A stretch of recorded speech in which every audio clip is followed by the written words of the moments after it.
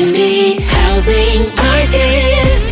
Get the latest insights right here. Welcome back to Indie Housing Market. I'm Kyle.morris with Morris Property Group and FC Tucker. And I'm Shelly Walters with the Shelly Walters Realtor Group and FC Tucker.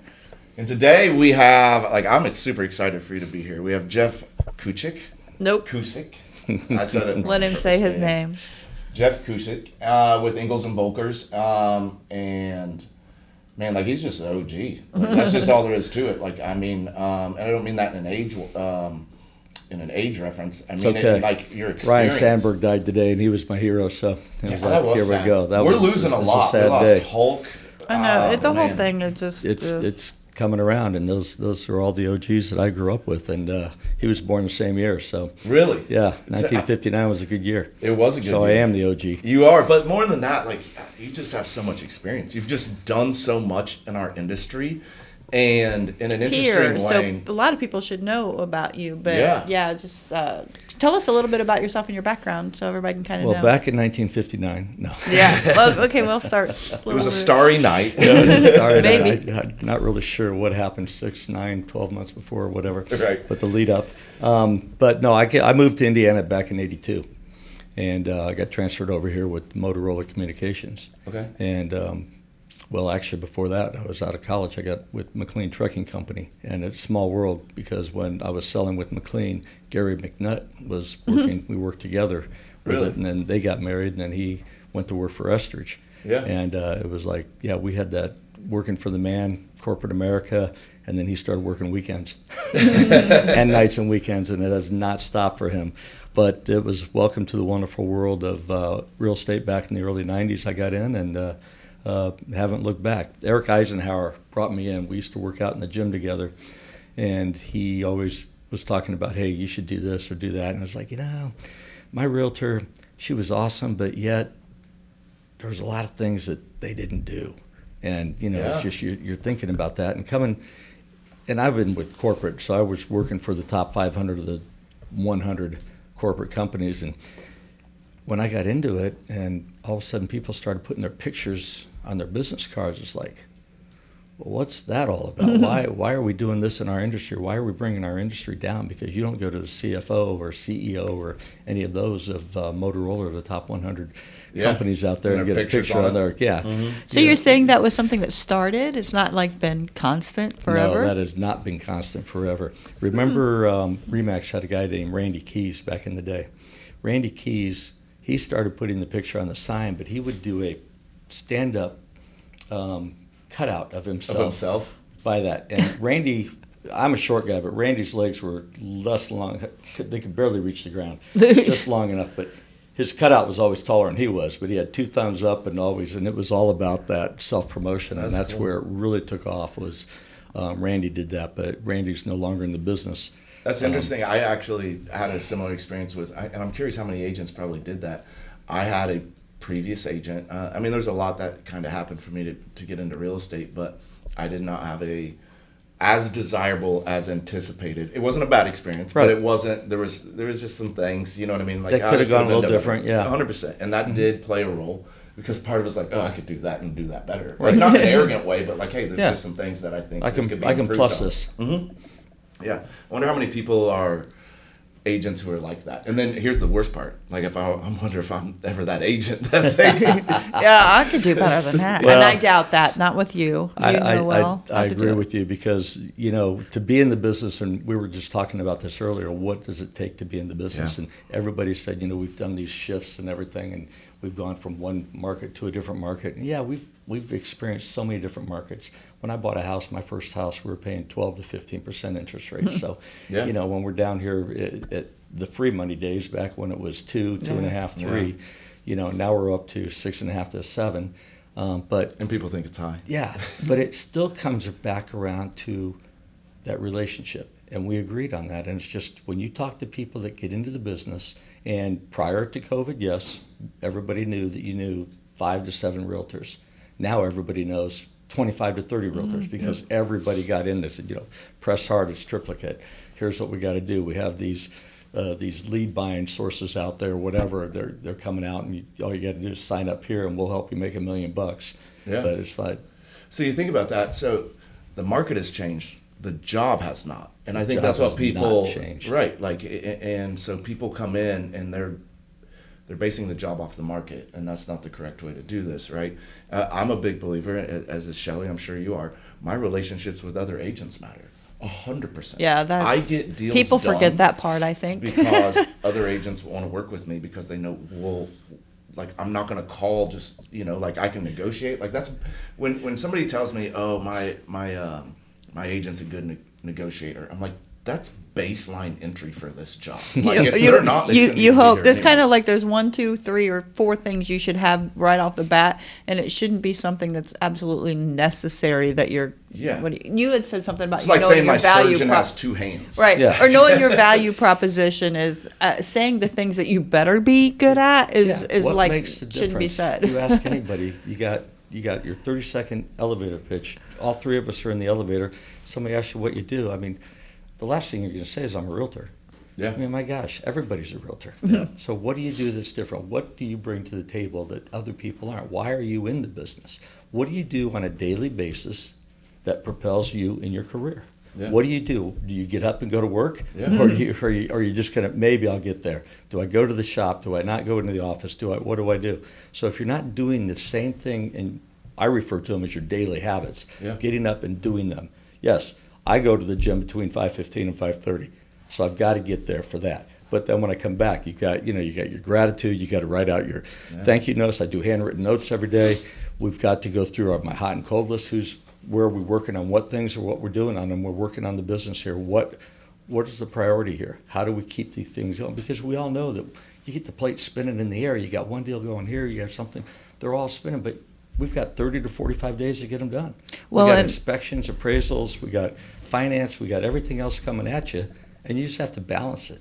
And I was people just- don't know how yeah. to do the discipline plus still the plates. Nope, they They can't. You hit the key word It's one right or the there. It's other. the discipline. Yeah. They would rather have the short term. They want all of that right now, and they don't want to wait for it. But Yeah. if they would put it off and discipline their actions and then learn how to, and we talk about it, it's hunting. You've got to go out and And that's being out. you think about it. You're stuffing a pipe, and you got to keep stuffing enough when you're brand new so you can get something to trickle out the other end. So you get something to go, and what happens is they get a sale, they get a buyer, they get a listing or something. Then all of a sudden, they're not prospecting. It's because they're anymore. busy in the minutia of that particular Exactly, deal, and but they they're stop. not doing their daily Yeah, habits. stop everything else. I was going to say one of the things you're talking about that is because people don't have a boss over them telling them what they need to do or what their job is for today, or here's your list of things to get done. You are your own boss, and if you don't make yourself do what you need to do, and you're waiting for somebody to be like, "What do I do today?" you will never really You're be exactly good at right. it. We But are in it's- business for ourselves, and that's what it is. But you got to have that discipline. It's a personality set to a certain extent because I like to work. Like, it's just not like I'm like, what else would I go do? Like, I like to get up and go. Like, I've sat around before, 2 or 3 days of that, and you're like, I either feel bad about myself or I'm like, all right, well, we did that. What's next? Yeah. Like, I like to get out and do things. I like to work. Like, work is never, and I think it has been different since I worked for myself. Like, it's different when you work for yourself. Like, I thoroughly enjoy working for myself. Nobody I else love is it. going to get it done. I Yeah. enjoy it too. Yeah. And it's like people talk about retirement. It's like, dude, we don't even worry about how to spell that because all I got to do, I can slow down if I want. But I enjoy Correct. this. This is the grind that I chose, but I enjoy it, and it is the grind because it's a challenge, and I thrive on that. And But it's that's also what it's all fun about. and it's enjoyable. And when I go speak like to new agents, like, I've never had a weekend, right? Yeah, I've weekends never are- had a Monday Yeah. since I got in this business. But I've also never had a Friday since I got in this Yeah, business, right? it's Like, today's all the day just- after yesterday and the day before tomorrow. Yeah. I mean, Zig They all Ziglar end in said it Y. the best. If we help enough other people get what they want, then we'll get what we want. And that's all That's all it is. We're helping enough other people get what they want, need, or have. And it's like, Well, you have to have that mentality when you're helping your people too. That's why you're in this business, is to help others. And there's unfortunately some people that have a mentality of I'm looking for that paycheck, and you can tell which one's which. It's the old commission breath thing, but Yeah. the buyers and sellers, they understand that too. They see it, and that's why. It's not sustainable. No, and that's why the three of us can go back and look at our database. Sorry about that. Oh, Look you're at our fine. database and come back and say, okay, these are the people I've been to the dance with. I will stay in flow with them because they will come back and they'll, whether they buy one, or tell their friends. We don't have that reoccurring revenue in home sales. They don't buy them every other month. Correct. Yeah, but they have friends and everything else too. So we work that's for nothing referral. like when the phone calls, because we are all on referral.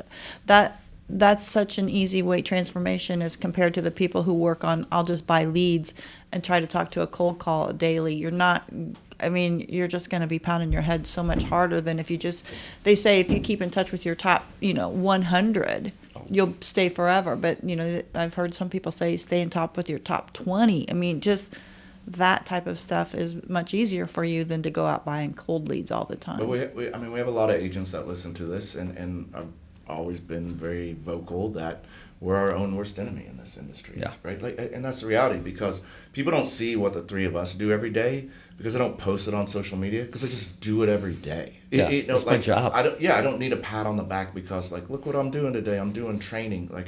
I have to. What do you mean? We have to have CE hours. Yeah, I post what I ate today. You know what I mean? I'm like, all right, let's do this.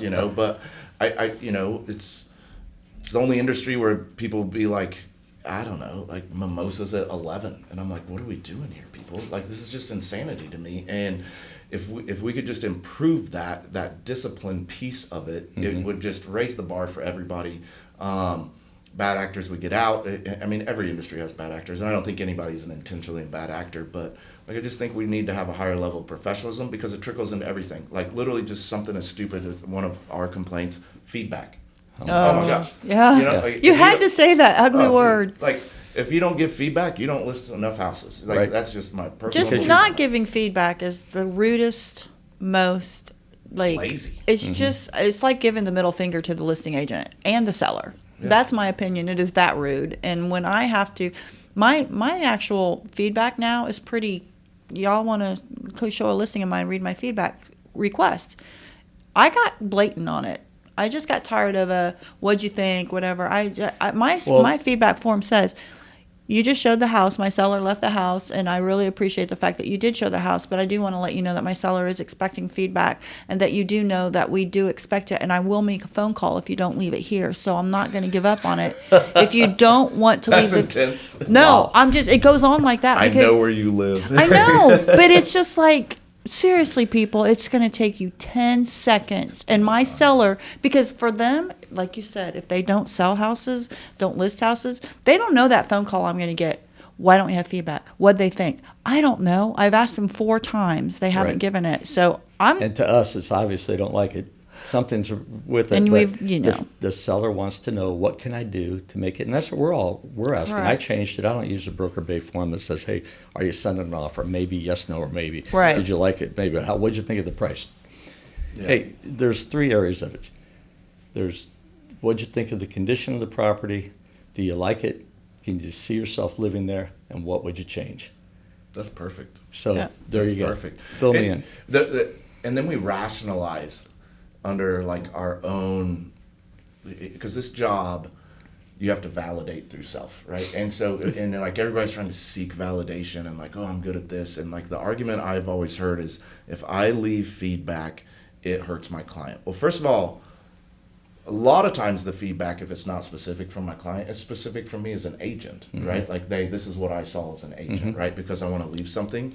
The idea that I said that we're interested in this house impacts my ability to negotiate. That goes back to then you probably shouldn't be in the job, right? You either know how to negotiate or you don't. Me saying, because here's the other side, okay, so you didn't tell me if you like it or don't, and you lowball me by 40. My response is still the same, whether you told me, I don't know. It's never made sense to me, because that's always the argument that I've heard is, it hurts, their fiduciary responsibility to protect their client, and I just don't buy that. I just don't think you gain leverage over me because I'm good enough at what I do. And it's changed so much now because the client calls you back and said, well, they were talking at the front door. Yeah. Right. Yeah. Here's what they said about my house. They really like it and this and that or whatever. And they were in it 6 minutes. I got that the other day. I was I got feedback on a house, and it was not good feedback, right? And they were like, we're not interested. I think it was it comes down to like the street it was on or whatever, but Yeah, location. yeah, it was location, 100% location. And she's like, I'm not surprised they were there for 6 minutes. And I was like, how do you know that? Yeah, and they'll tell you. Yeah. It's amazing because it's always like when you're showing now, it's like, okay, there's a Ring doorbell here probably. There are probably cameras, but we had one listing that they had the Ring cameras. You know, you got the lights out there, the motion sensors out there in the driveway too. But you can also hear when people are talking. So it's, you know, people leave the front door and they go out to the driveway to have their discussions. And it's like, that's not working so well. Yeah, I always tell I'm very people, strong. I'll call you. Yeah. I'll call you when we get a call. Very strong to my buyers. We will be watched. Yeah. Just don't talk about anything. Well, that was another good point that you just said. When you get to your car, I'll call you. Because how many of us are actually hauling people around anymore? Nope. We're always meeting them. Yeah. Back when I got in the business, you were supposed to drive a Cadillac. It was the Nice DeVille. The little pink one? With a whole family in it. Yeah, well, I didn't have the Mary Kay one, but so I was always contrary to that belief, and whether it's a truck. What do you or think something. made that change that we don't drive them around anymore? I think it quickly happened because of the internet. Back when we drove them around, we had all control. We had the books. We didn't have everything books. was in the book, and I wasn't supposed to loan it out, and you didn't get the chance to do this. But try to sell a house with a 1-by-1 black and white picture of a front elevation. That's impossible. And then you had all the things. So here, you're not supposed to have the book, but the listings are 2 weeks old. Yeah. But you can go through and see what you like and what you didn't. Then, if you liked it, you know, I remember I was with Mick Sheets, and Mick would always have that small thing cut out, and he'd have them in his shirt pocket. Hey, we're going to go see the first house, and he'd have them all paper. Here's where we're going, and we didn't have the MLS sheet back then, so it was like, this is it. Plus, they already have a ton of the information. Now they have all the information. Now they just call you, or they say, hey, I found this, because we'll set up searches, and we'll try to help them narrow it down and get their parameters going, and then they'll like one, and hey, I found this one on Main Street. Well, I can see it at New, and we had to go drop a hat to see it. Well, they're not going to come to the shop. They're not going to get in my truck and go meet them. Hey, I'll meet you at Main Street at 2 o'clock today. They said we could get in. We got in line. There's 40 other people showing it right there. But I've done it once, and it was a reload from Seattle, and I had a truck at the time, and they had like their whole family, and thank goodness, like my team member, she had a Tahoe, so we like packed lunches, like, and it was one of those like horrible ones where, it was like 30 houses in 2 days, right? Yeah. Like, and you're just like, oh my. They're running a gun, and they got to pick something out. Yeah. And it was all stuff in like Hamilton, like everything was like, you know, had 2 commas in it type stuff. Yeah. So like that takes time to just walk through a house like that, and it was a lot. Once. That is literally the only time I've ever had to ride around with my clients. And sometimes I wish I did, but it's interesting because you can really get to know them. You see what they want. You're kind of narrowing things down, and you're building that relationship with them. But everything now is instantaneous. They see it. They want it. They get all that. They got all the information. So that's where it's changed. Well, now, and if you do a search, they'll still call and tell you, I found this on Zillow. Because they're still going to do it on their own. They have access to everything. They have access to that. Yeah. Just because they find it doesn't actually mean it's still active. Yeah. Because how many times you have to, let me check it out and we'll see what's going on. Or it's contingent. Or whatever. Yeah. And that takes us right back into what you guys were talking about earlier, is what the stats are. Yeah. And how it's changed. Mm-hmm. And, you know, we're not in a buyer's market. We're not. Particularly. We're in a... It's weird though, right? Because like that, even that requires explanation. Inventory wise, we are so in a seller's market, it's ridiculous. Like we are.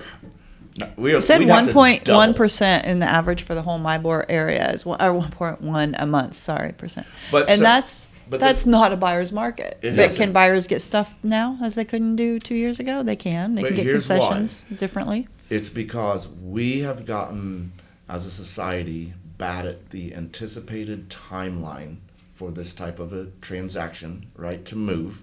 And so people have become desperate because the transaction is not lining up with their anticipated timeline, and so they're dropping prices so that they can hit their timeline instead of their dollar amount, or they overpriced it or whatever it may be. And so buyers have the ability to take advantage of that emotional anxiety sellers have right now, and so they're using that to their advantage, but it is not a buyer's market. They have the leverage because of the emotion in the market. And that just depends on each property individually 100%. because it depends on who listed it, if they listed it properly. Because if you have a house that you listed in 2005 and they haven't done anything since 2005 and they're greedy with their number, thinking they're going to get their 2025 number, it's not going to happen. People do not want to go in and overpay for a project. But if there's turnkey and it's done better than just lipstick on a pig and it's done properly, where you can actually not cut your hand when you rub on the trim because they didn't sand it and prime it and sand it and prime it and then paint it. Yep. You got this orange peel thing going on. It's like you can't just throw paint on something and expect it to fix it. You can't. Or like when you walk into a house and it's got either orange, yellow, or red from 2008. Remember when everybody was painting like their kitchens? That Yep. color? You're like, And the okay, dining rooms. that's the Yeah. last time that we updated this.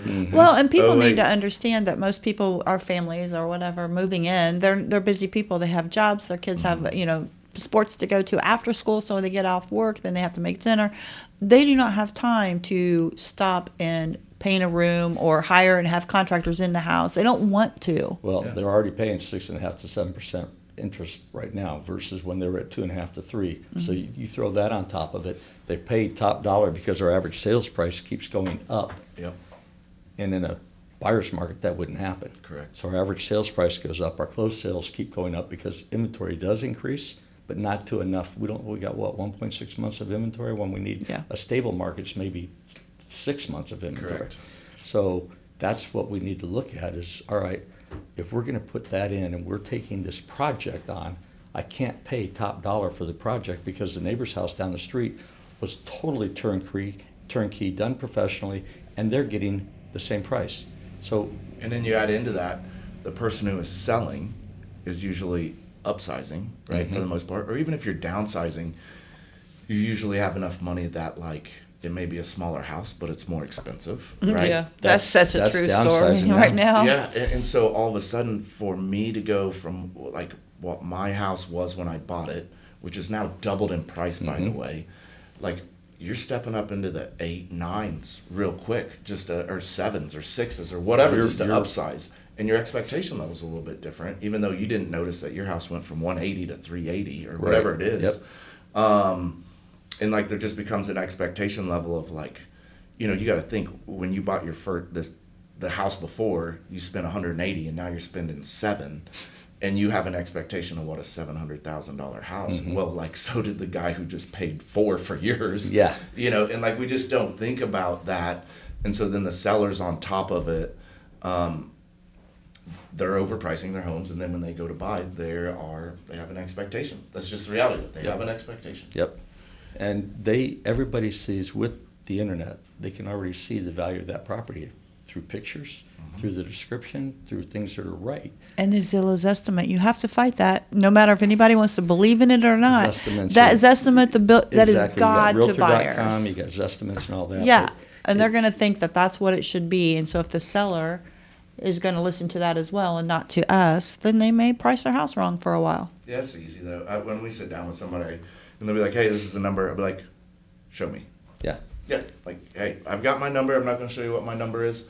Show me how you come up with that number, and then we'll go from there. We dissect it just like we Yeah. do with an appraisal. Appraisers got the same information we do.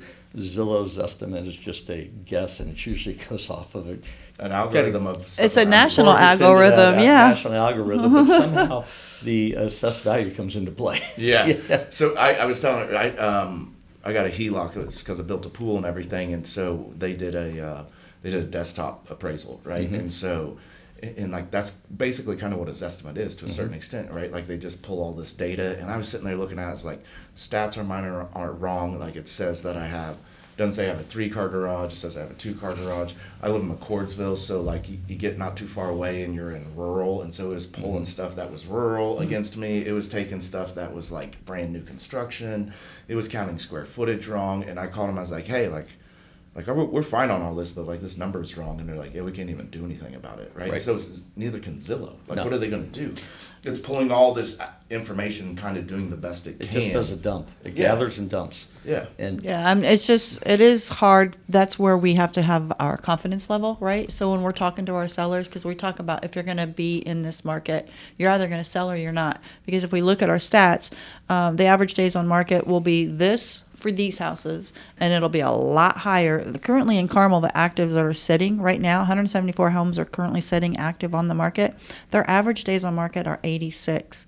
Now, if we probably wanted to go in and dissect all of those, why? Why did the other houses who just sold in the past 30 days, the average day was 25? The solds are averaging at 25. The sitting ones are averaging 86. It's price or condition. It is both of those. It's And if both you have an relevant. agent who is not willing to sit there right in front of you and tell you what hurts and tell you how you need to make sure that you're ready for this, then you're going to be those 86 to 90. That is 3 months on the market. And that could hurt you price because the price is going to change. Totally unrelated, but a perfect example of it. As far as like, we looked at a HUD house for a client, right? And it was, I don't know, it was like 160K. But like if you try to run comps on it, it's 250. But what the comps don't ever explain is that in the backyard is a waste disposal plant. Oh, gosh. That's right? not even worth But, what like, you the said. comps, like, how do you even like comp that, right? Because like until you're at that house and you see it, I'm like, Or smell cool. it.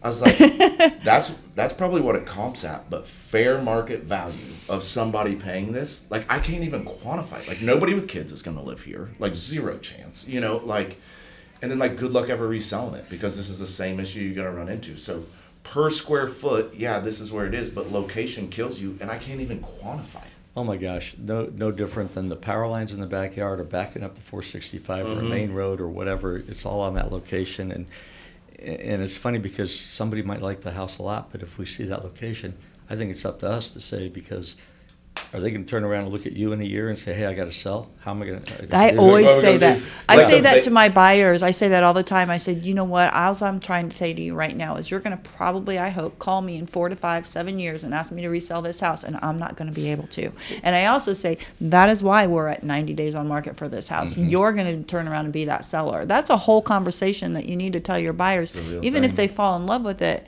But I go in and I look at Google Maps every time somebody wants to see a house. I'll do a Google Earth and I'll call them and I say, did you notice? Because they don't.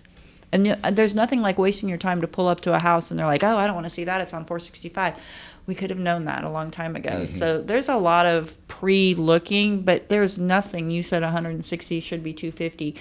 I don't know. It's zero to me. Yeah, because you have no interest. There's a really good example of this, and I've only gone to look at the property once because now anytime somebody calls me about it, I'm just like, let me explain this property to you. It is the vacant land on Morris Reservoir that has the power lines going through it. Like that is the best example ever because you're like, what do you mean? Like this is great. It's on the lake, blah, blah, blah. I'm like, yeah, you're going to have to drive under power lines. I don't even know if we can get construction equipment under this thing to build over there. And then even if you do, like every day you're driving under power lines. And I don't care if you care, like, I don't know, I'm not the like power line radiation guy. All I care about is if the people I go to sell to are right. Like it doesn't matter what I'm okay with. It's what somebody else There's is a okay new with. development going up on 146th Street in Carmel. It's got power lines going right through the front of it, and it's right at, I think, Gray, south side. It's gonna impact I mean, value. that land has been sitting there for a while, but, you know, we're trying to just find wherever we can right now. But there's power lines going right through that neighborhood, and it just makes me wonder how that's going to go because they have to drive right under them to get into the neighborhood. How you gonna get a like concrete boom in there or something like that? Like pour? I don't know. It's all neat. It's just way more complex than people think. Yeah, it is, and that's where you got to break it down, and that's where you have to look at it, and you got to be able to say, hey, here's why we're looking at it this way. Here's what we're going to do. This is where the values come from. The estimates aren't going to have this. Realtor.com's not going to have this and those things. So you got to differentiate yourself. But that's, again, coming back to that UVP. What is your unique value proposition? How did you study the market? What did you do? Did you get a mentor to help you with this? Yeah. That's if you don't know, highly recommended, go find and that doesn't somebody to help happen. you. It doesn't and happen. you can't do these with a lot of the companies out there because they're too big. They've got too many people for that managing broker to help. And is that managing broker really a mentor, or is he just a managing broker because he's been in the business long enough to get his license because he didn't sell anything, but he had to have a paycheck? Yeah, we were dumb enough, or I was, when, especially when I dealt my first like luxury, which we talked about all that off camera. But I didn't know, like I knew Biff sold a lot of luxury or whatever. I didn't know anything, and I was just new enough, and like I just showed up in her office, like no appointment, no nothing, and I was like, hey, we should, and like she just did, and I was like, teach me how to do this. And I just went and asked somebody who's done it. And like most agents want nothing more than to teach other agents, right? Because it makes my job better. It does, because when I call you, I want you to pick up the phone, because I'm sending you an offer and I'm begging you, but you can text me right back, but I'm driving, so pick it up. Just have that conversation. Yeah. I got to field all these calls that are local numbers that I think are clients and they're spam. Yeah. I'm sure mine says my name on it, pick it up. Yeah. And just the fact of somebody asking you, like texting you, hey, can you pick up the phone for a second? If you come back and you say, no, this is why I'm in it, at my ball game or whatever. But I had that happen, and he goes, no, I only text at night. And I don't know what that meant. My wife would love if I had that. But I'm like, I don't know what that means, but I really need to talk to you, and this is not a texting conversation. And he goes, so then we can talk tomorrow at 9. And I didn't feel like he was at a baseball game, and I don't feel like he was at a funeral. I don't know. It was just his rule. But I understand we have to set boundaries. But if I have an agent say, I need to talk to you, can you please pick up the phone? Yes. I'm going to answer. Yeah. There's just certain things. That's the thing that comes back around. That's why we do what we do. It is. And it's when you have, I understand, okay, you got rules and you want to be able to take time off for your family and those things, but you're in the service business. Yeah. If you well, want to this do was that, me trying to give his seller an offer, Right, and like he I'm knew saying, that. He's still in the service business. So is he Yeah. doing a service to his client? He has a fiduciary responsibility to actually pick up that phone call. Right? Yeah. He does. Like, that's what we sign up If for. you're representing that seller, you better be able to help and. So the interesting thing, though, so you got some stats here in front of you as well, and I keep looking at this thing, and we have a 65% average price drop, right? And that looking at that. So Hamilton County. So the month of May, we were at 556 for Hamilton County on the average sales price. The month of June, we went to 566. So it increased by 2%. This is through July 1st through the 29th. Right. So most of our closings are happening today, tomorrow, and the 31st. Correct. So we'll see how that adjusts. I pulled these right before I left the shop this morning and wanted to know where are we right here, what's going on. So the closed sales were down 18%. But again, we're going to get the bulk of our business in the last 3 days of the month because everybody is conducive to close at the end of the month. Even what you have here is indicative of that, because we have this 65% price drop, but we have we have a 67%. Okay, explain that to me, because I think I don't understand what you're talking about. A 65% price drop. The average sales price was in June 566. Now it's down to that. But look at this: new listings during this month, July, 332. June we had 264, and we're only at the 29th, right? Yeah. So we still have time this month to up that number. And days on market. Days on market down. Yeah. So that means if it's going down, people are paying most likely higher prices. So that's actually going to change. And we're still seeing there are situations out there. We still see multiple offer situations. Oh, for sure. We are seeing that out there. But the houses are priced right. The houses are staged. They've got professional photography. They're doing the things they need to do to make that house look like to get that value. None other than a model home. Doesn't matter if you're doing a new construction model from, our custom back when I started was 250 to 300, 350. But whether you're doing that or if you're $1 million something, new construction, the new builds back in June that hit the market, that were market ready, that were listed, and that doesn't mean they're actually market ready. They could have been in drywall. We're 79. So far this month, we've got 52 new construction.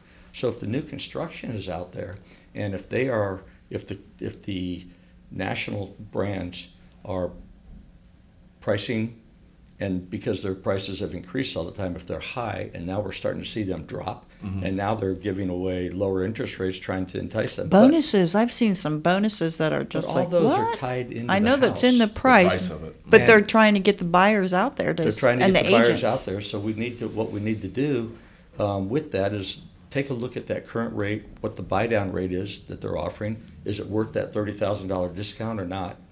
Are you going to make that money up? Could you refi later? So let's take all of this into consideration besides just, hey, let's go. New construction is a great opportunity because you're the first one in. It's all everything's brand new for you.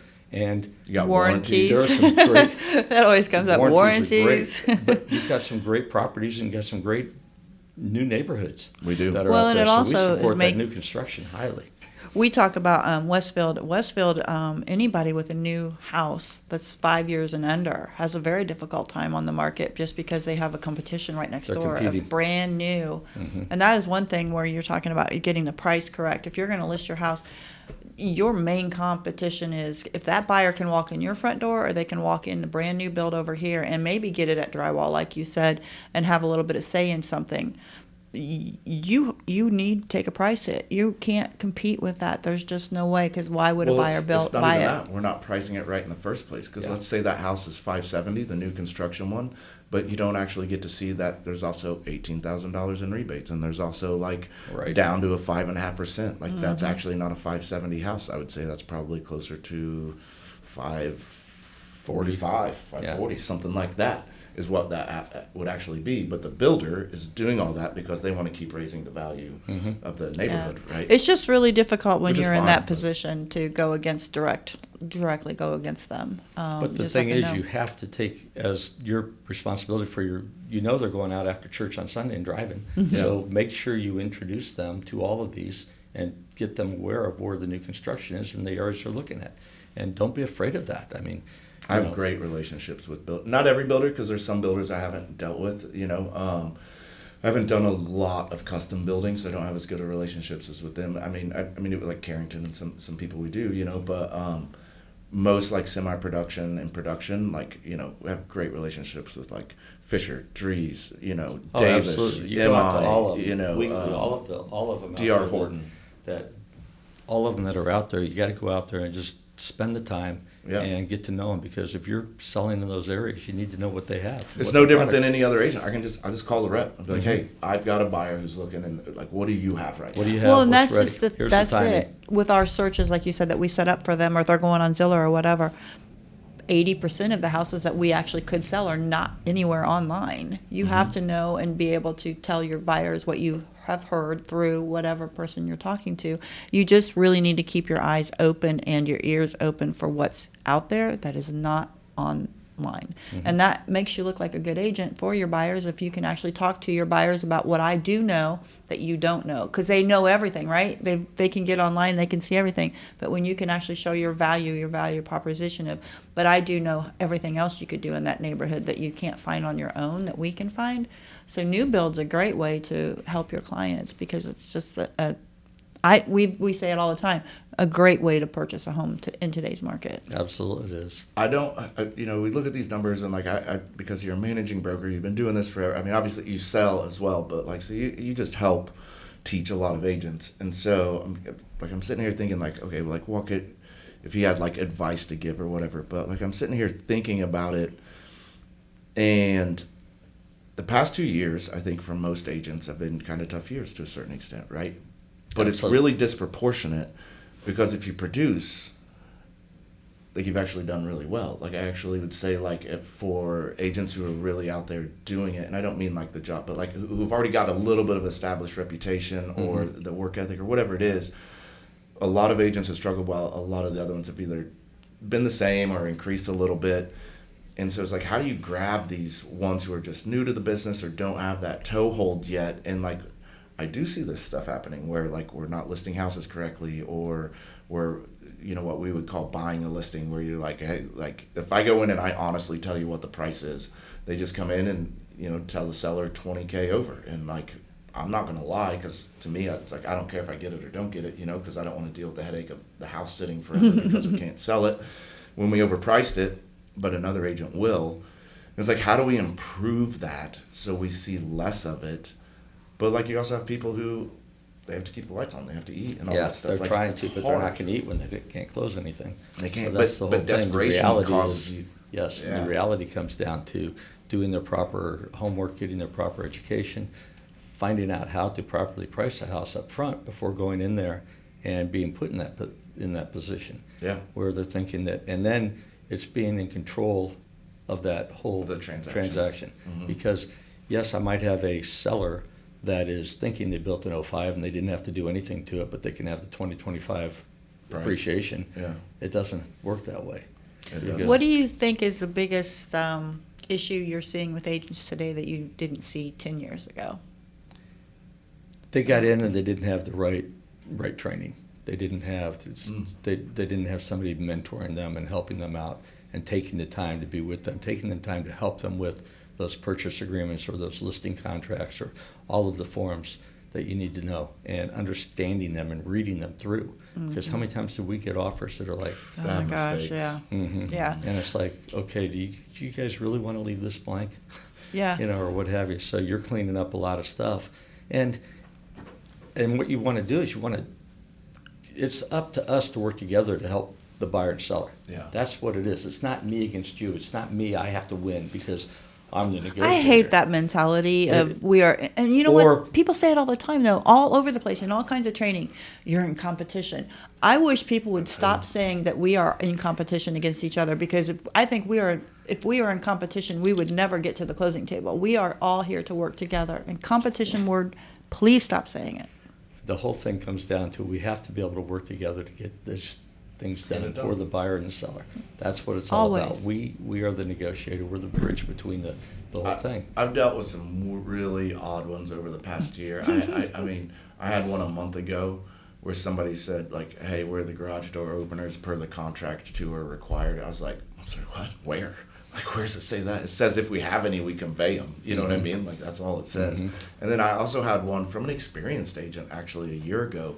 Like, well, when are you getting it professionally cleaned before closing? I'm like, I'm sorry, what? You didn't write that in. Yeah, like, if you write that in, then we'll do it. It says broom swept. Actually, it doesn't even say that anymore. That's what you should. And I always tell my clients, let's leave it the way you want it to be. Correct. When you would get it. That's what we do. We're just hoping the human being is going to be kind to the next person Not and only a shit all of show. that. Yeah. But people do. They do. You know, and it's that's inevitably they see what they can get by with here, there, or whatever, because it all comes down to how was the transaction.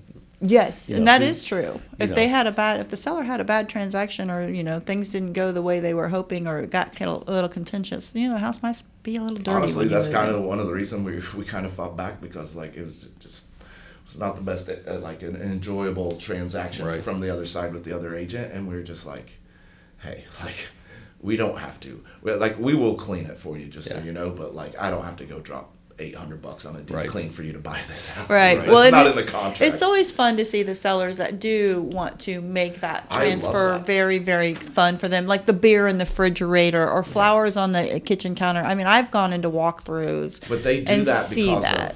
of us. Just like that's what I don't think people understand. My clients take the emotion of the transaction from me.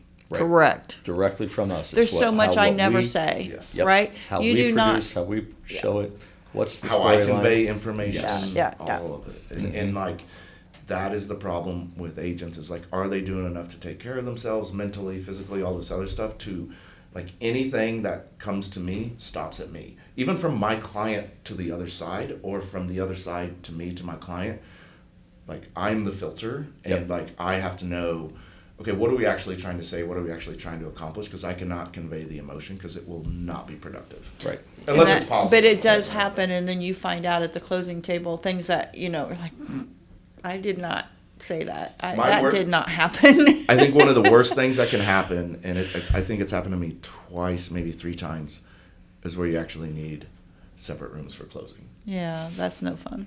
Like that's just a very clear indicator of this was not fun. Yeah, it's not fun. We do all of our closings at our shop, but we have everybody come there. So it's more of a, we refer to the Intimate. closings as it's intimate, but it's a celebration. Yeah. Yeah. And how do we make it that celebration? That's what it's all about. You walk in, you get a menu. It's supposed to be. You want a latte, or do you want your, Energy espresso drinks. martini? You got Yeah. energy drinks? Yeah. It's supposed We've got to be few a of those. celebration, and it is up to the agents to remember that this is not about you. That entire transaction is about somebody buying a brand new house that they're very excited about. And there's something about the seller, and I've always said this, I don't know that all deals, I've kind of done the math, but I don't know, 60 to 70% of them could be sad for the people selling. There's all kinds of reasons people sell that they do not want to be Death, selling. divorce, So relocation. Yeah. you just have to remember that this is not about you. It is about your client and what they're going through. And if they're already going through a lot about selling that house, the last thing you need to do is talk about the buyer who just said something nasty. If it came from the agent to you, just stop there. You don't have to provide all that information. like you said, be the filter, because we do get beat up on. And the last thing I need to tell my clients all the time is, here's what happened today with your buyer. It's just not important. It's not. It's the minutia. And again, it goes back to what we talked about in the beginning. Thanks, Zig, but if we help enough other people get what we want or what they want, we'll get what we want. That's going to happen. And that's why we're in the business. It's the results. There's excuses or results. It is. I do want to talk about the market real quick. So we did talk about like the broader market and everything, but like we really try to focus on more of the micro market. Like week to week, we do stats and we try to.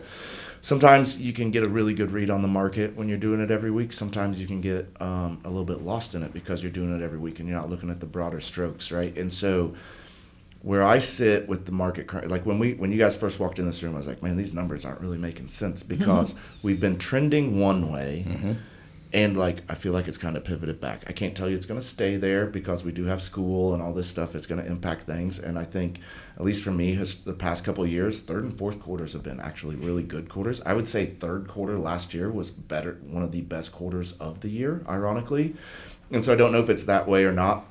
We've been seeing things taking longer, all this other stuff, my stats this week, and then my own feeling within it, because we had some stuff stale, sitting, it's now under contract, all this other stuff. Feels like it's gotten a little bit better here over the past 2 weeks. Purely anecdotal. I think these numbers that you have kind of are indicative of it, because when it's like sales price went down, but then days on market decreased, that implies like stuff is turning over, right? My stats for like Fishers, my days on market is going down. It just is, and I don't know if that's because we're like getting ready to bump up against school, so people got really busy in July. It's too anecdotal right now to tell. It doesn't really even matter. You can't put a finger on it right now because you have something that'll sit and the other thing that'll sell. Yeah. And they're both in great shape. Yeah. And it's not, you don't have one that, hey, we came in, we knew we were overpriced, we knew that we needed to do all these updates to it and all of that, but yet now you're going to the market ready, and they're both sitting. Yeah. We were talking earlier about the stats for the single family versus condo. The Totally condo different. market is totally different. Yes. And there's not enough of them, but you still have, you're paying for your location. Yeah, your HOA fees are extraordinary. I mean, it's much like they keep saying Florida's a buyer's market. Well, yeah, it is, because they had that great appreciation and came down, but you're buying condos there and you're still paying $3,000 to $4,000 a month in an HOA fee. So it's different versus what you're doing on your single family. So it's, like you said, Kyle, you can't pinpoint one thing, and looking at them weekly is great because we know our numbers, but then, where do we peg it at? What's the for the individual house? That's the hard part. It's like, so these are the numbers. How do I convey that? And it's kind of just like, because it can't. But we are not anywhere near where we've been, and like you said, you've only been in for 7 years now. I know, I had to do the math. I started in 17, April 17. Okay. So 8, and I'm going on 17, and you've got yours. We aren't looking at 6 months to 9 months to a year anymore. We aren't doing that. So it's all relative, right? Like we say, when you were at 14%, now you're at 3%, now we're at 7%. The relevant, we are not in a problem where buyers or sellers are just sitting forever. Like I said, the average days on market of just the actives are 86. That's 3 months. Now, if we start looking at 6 months and 9 months, and we've gone somewhere, we've started to trend downward. I don't think we're trending downward. We've just hit a spot that's different than what everybody remembers so strongly. 21 and 2022 was absolute chaos. Then we went into 23 and it kind of slowed down. We've been in what I would say is our normal market right now for a while. And it's some houses sit, some houses don't.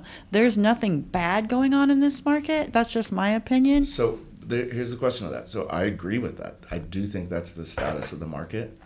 Why are sellers overreacting with price drops right now then? That's the interesting part of it, because I think that's the piece that is adding this weirdness to it. I think there's pressure being put on. Yeah. I think that by agents or by you got economics? Local news media, you got everything else, Very and fair. it's what everybody's hearing. It's all that minutia, because when which the market causes is fear hot, and anxiety. It's total fear, and it's created. It is fear, because I've heard the conversations with my own sellers, and I just constantly go back to them. and have specifically a couple of them, I have to just keep saying, you are like nowhere near the average days on market. We don't even need a price drop yet. Like, we're fine. We are Yeah. only like at 10 days on the market. Why are we all freaking out? And they are. Even though I and you, and I know you, sit at that kitchen table and have the conversation with them about what to expect, which if you don't, then you're really going to have a lot of trouble. But I have the what to expect conversation, and they've already heard it all. But it is still in the back of their head that Joe down the street sold in one day and we have to be the same. But that was like 3 years ago. And we can't, no matter how much we say or educate them or prepare them, there's still that fear of, we're not going to sell. I'm like, it's been 10 days or it's been 20 days and your average is much higher. So it is a fear. And we know, and we talk about that in that conversation, that the market will tell us, because we're all Yeah. looking into the crystal ball when we have that conversation. And it's like, okay, so we've always been brought up thinking that, well, if you have a lot of showings and no offers, it's price. If you don't have any showings, it's price. Or if you get lowball offers, it's price. True. That is, they're all three true. But what market are we in right now? Okay. To be able to What make do we- that judgment. Yeah, you have to be able to judge what are we seeing right now. And What's a good amount of showings right now? is it 5? Yeah. Is it 5? Right. Is it 3? Is it 9? You know, what is that? What is that perfect number? Condo's going to be different. I've got my daughter's condo that we're trying to figure out what's going on, and we've only had, a handful of showings. But when you're looking at that price point, 700 and up, you have to go way up. And you're probably actually ahead of the curve on showings, and you're like, And you know, And we're scrambling. Yeah, exactly. Because you're like, Broker what's Bay going on? has the showing stats now, which I absolutely love, is because you can go in. Showing Time used to do it too, and Broker Bay's not as dialed in yet. But what you said, how many is good? So when you're looking at, you've had 5. I had a couple of, literally on this one house, I had a couple of agents reach out to me and say, how many showings have you had? We've had 0. And I knew we had 5, and I'm like, yes, we're doing great. Whereas in my mind, you're saying, how do we know? What are we looking at? I don't know. 5 seemed like, wow, in 2 weeks we've only had 5. Right, because Even we were getting myself. 5 in an hour. Yeah. Right. before. So That's even a- myself is like, I don't know. Am I wrong? Am I right? And you just keep going on. My experience is telling me this, but what I'm seeing is this, and it's still not making any sense. But we only need 1, right? Yep. Like, so if I get 40, there could be 40 that hate it. I just still need 1. And out of those 5, it's just not possible to say that showings matter until they start coming in and Well, telling you differently. And the thing that you're looking at now, you had 5 showings, but you had 5 good prospects that were looking at buying. So there had to be something they were looking for. instead And- of just a bunch of people running through. Right, instead of just Like a being open a house? massive open house or a massive thing where people are just tire kicking, you had 5 good. So you're right, you only need 1. We used to think 7 to 9 were good showings. And now it's like, is it 4 to 6? Is it 3 to... I think the first week is what tells you. If you get like that first weekend, if you get like 5, 7, like you're probably gonna do okay. If not, you need to instantly pivot to like 2 a week as a win, right? And like that first weekend is just the dictator of it. I have a great house at a good price, and I thought we would do pretty decent on it. And it's a 2 a week house, and I can't tell you why it isn't, because it's priced Because well. there's no Good. buyers out there right now. That's what I think. The buyer pool has shrunk I think- considerably. I think the buyer pool might have pulled back a little bit, but we were talking about it's the last of the summer vacations, school starting this week and next week for a lot of schools out there. So it's that back time of year. We used to have this happen at the end of August, not at the end of July, 1st of August. So, we used to have, then we had a bump up in October. We always had that big run in October. Well, and back in the day, and this is way back, we used to have the relocation that we were always trying to get in before school started. Correct. Yeah. So they got out on Memorial Day. They started after Labor Day, so you always had that. Now they get out on Memorial Day and they go back after the 4th of July. It's Yeah. nuts. Well, It there is is so no sad. seasonal that we were always saying is, okay, we can just know it's going to ramp up around April and then, slow down in Yeah, that July because spring school, market. it's gone. Our spring market hits if it doesn't snow in February. Yes, it If does. we get Yeah, if that we first get 70-degree sunshine- day. This year, it started the following week after Valentine's Day. Yeah. Yeah. It was out. We had sunshine. Yeah. And all of a sudden it came up and it ramped up and all of a sudden we were getting results. Yeah, And in that's- the year before that, we were all surprised because it happened the first week of March. Yeah. So everybody's like, "Oh, we got to be prepared first week of March." We got And we had caught snow that flat-footed. first- yeah. yeah, like second week of February, I was like, "Whoa, what's going on?" Yeah. Well, like, people we are talked still about asking, that. probably you guys as well, Is it still okay to list? Have I missed the time to list? And everybody always asks that question. It's great because there's no competition. Correct. So you get Yeah. out and differentiate There's never yourself. a bad time to list, ever. No. And that's a big question that people like to ask all the time. I love like the numbers of it all. I love like looking at it. I think the bigger thing is I think we control the market better if we start to control the first conversation better. Right. That's it. I totally That's agree. all that is needed. And I met with some clients yesterday. I first met with them in February. Like I thought, like when they first reached back out to me, and they're like, "Hey, we're ready to get started." I'm like, "Who is?" Like I have your number saved, and I was like, I have no idea what this is. And they are like, if we find something, great, but like we're on like a year path. And I was like, and they're like, "We're sorry about that." I'm like, "You're my favorite client." Yeah. So I'm gonna get the house market ready in the next 3 weeks.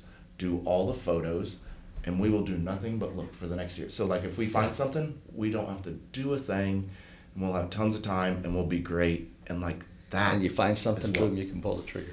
That is what you want as a client, right? Yep. So do you have anything, I know we're going to be finishing up here with our Yeah. stats, anything that you want to touch on that we haven't touched on yet that you just want to really convey or Well, I think the anything? number one thing is I appreciate both of you inviting me in to share my thoughts and those ideas and whatever and some of my experience, but I think you hit the nail on the head in both when you talked about it. What can we do and how do you leverage your podcast to help the other people? How do you help the other agents that are out there listening to us? And what can we do to help mentor them and bring them up to the next level? How do we get them to show up, get ready, and be there and have that conversation that we need to have with all the clients to let them know and to be able to dissect the market and understand what the numbers are doing. It's validating for me as like what I would still like call a toddler agent. Like I'm very blessed. Like we do like over 100 a year, right? But wisdom comes with time. Mm-hmm. Like I mean I can tell you that like I know more than most agents because of volume, but like wisdom comes with time. And both of you guys have helped me so much because sometimes I'm like, I feel this way, but is it correct? And it's nice to have people like Shelly or you come on and like validate like that. Okay, we're like on the right path. You know what I Right. mean? And like I'm not crazy. And it's like, okay, so if I feel like that and I'm pretty involved in this thing, how do I convey that to somebody who isn't, and so they don't feel crazy and Exactly, and it's not all smoke and mirrors.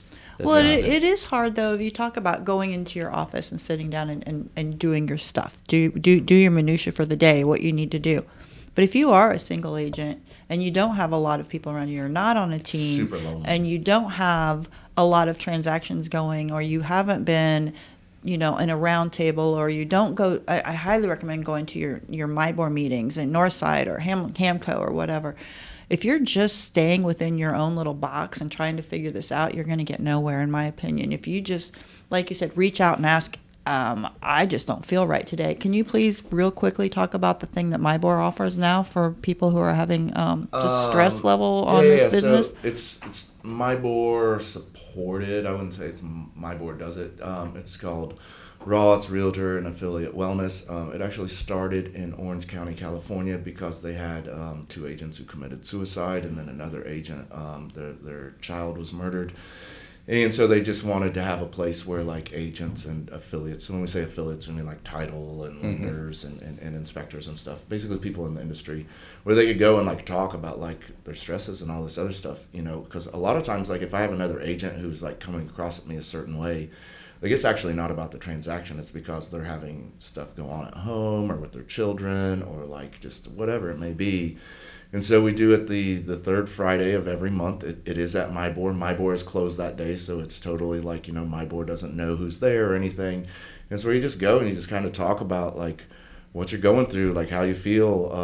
I know, I think people are concerned you're going to go in there and it will, I don't want people to see me in a certain light, but like everybody's there for the same reason, and they're dealing with like we're humans, man. Like, right. And like, it has helped a lot. We have people going in there who are dealing stuff with like death or grief or like divorce or finances or substance abuse or whatever it is. And it's a place to not feel alone. And because this job is, you could feel really alone in this job, especially because of the posturing and competition and all that stuff that really isn't real, but like we've somehow created.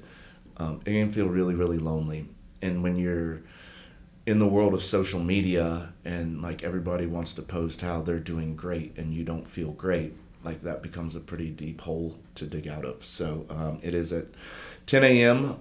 It's from 10 to 11:15, the third Friday of every month at Mybor. And we have coffee and donuts and all this other stuff. And it's good. We have resources. We have access to therapists, people who can help with finances, people who can help with lawyers, like whatever it is. And it's kind of like this for us, by us type thing. And it's just a peer-to-peer kind of support thing. So if anyone wants to check it out, well, it's nice. I appreciate you saying that, because I just want to make sure that everybody does understand that you can isolate yourself a little too much in this business, and it can cause you to spiral really quickly. Yeah. So reach out to people if you have questions. Like you said, if you have a blank on that purchase agreement and you're like, I'll just leave it blank because I don't know why. Like, even calling the listing agent you're sending it to is not a problem. I don't know how many times, like you said, that I've had people call me and go, I'm going to send this to you, but I hate to ask you this, and I'm kind of embarrassed, but I'm not going to be the agent on the other side that goes, ha, too bad, hang up the phone. I'm going to say, no, definitely. What is your question? Because what if we don't help each other? Then, that's just a whole nother issue. I made a mistake on my very first, talked about it a lot. I made a mistake on my very first contract, my purchase agreement that I ever wrote. I checked the wrong box for taxes. Yeah, dude, it was bad.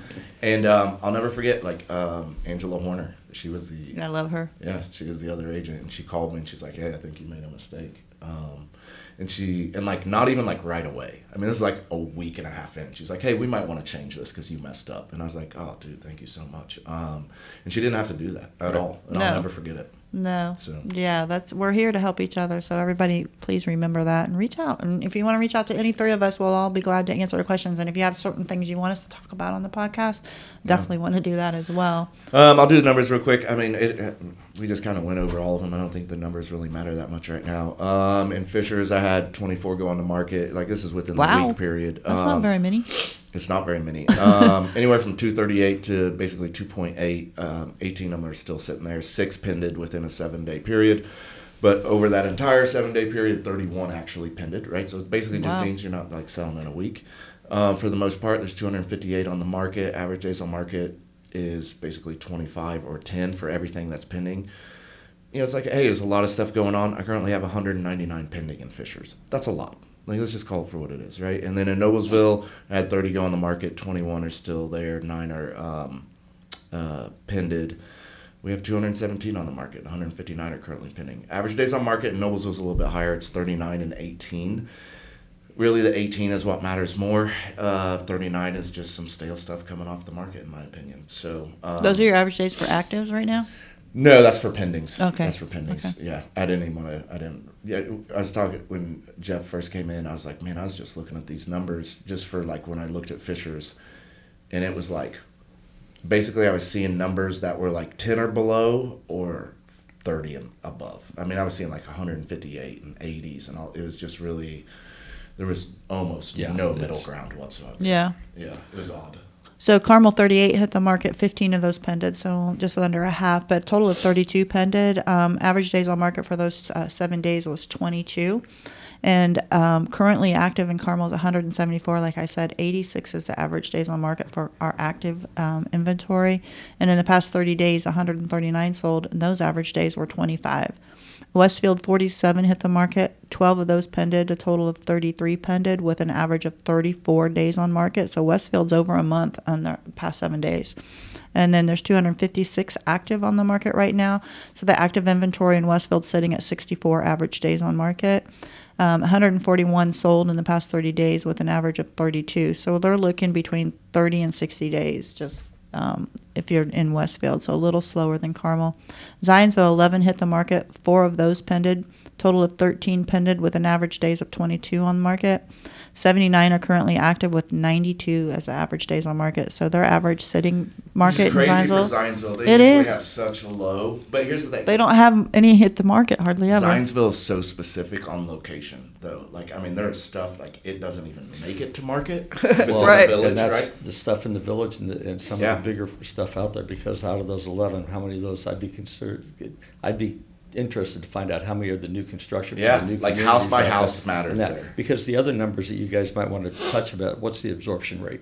Yeah. On these, when they get penned, when they get listed on that, you're talking about days in the market, but we really need to know what that absorption rate is. So that's another thing. It's Okay. always, it's a whole nother topic. But Yeah. Yeah. Anyhow. Yeah, we can dive deep on stats all day long. And Brad Coughing, we should have him back on soon. He's our stats guy for my he is, board. yeah, he is fantastic. he can just throw all that out there. You probably answer that question you just had real quick. But thank you so much for I being appreciate on it. with Yeah, I us. want to have you and on again. There's just so sharing your much information. I don't know. I feel like I see a lot of new agents who want to come out and recreate the will, and like, man, like just do what works. You know, like I don't know what we're doing here. You know, I don't need TikTok videos. You know, like like get out there, go help people, get out and about. You know, don't worry about your video all the time. You know, I don't know. I mean, you've built an entire career and legacy without it. Yeah. You know, Just I mean, you keep do it doing because it. you do it here and We do there, it, but we that's do it. because you probably have people telling you we you got got to people, do it. We got people that do that for me. So yeah, I don't do it, but we do it. Yeah. So, anyhow, but I appreciate it. Thank you guys very much, and I'm You so wanna glad give you guys anybody are your- doing Yeah, give your info out. my so people info. can get a hold of you. Jeff Kucic. You can reach me at 317-710-5500. I got one of the OG phone numbers, so it helps. So, and I'm with Engel and Völkers, and we're right there in Fishers. So we're right there in Fishers District. We do a lot of shop events. So I bet. anytime you guys are by, we have a not only the closings, but we have a bar in there, so it's always open. Heck yeah! And if you go to Rise and Roll, just swing by right next door. Just Stop 'cause in you and have a say really hi. great you have a cute shop right there. It's right by. I mean, you can walk to Torchy's. You've got Havana right there. Like you go 1933. Like you've got Everything's out of the back Slapfish. door. Yeah. Yep, it's Wow. all right there. Yeah, he's got an amazing location. So anyhow, I appreciate it. You guys reach out if you have any questions, but I'd love to do it with you guys again. And heck, we could even invite you over to the shop. We'll do it at yours. Yeah. That would be Yeah. fun. That would be There you go. fabulous. Get us out Okay. of this. Yeah, and I'm Kyle Morris with Morris Property Group and FC Tucker. My number is 317-649-5122. And I'm Shelly Walters with the Shelly Walters Realtor Group FC Tucker, 317-201-2601. Thanks. See you next week.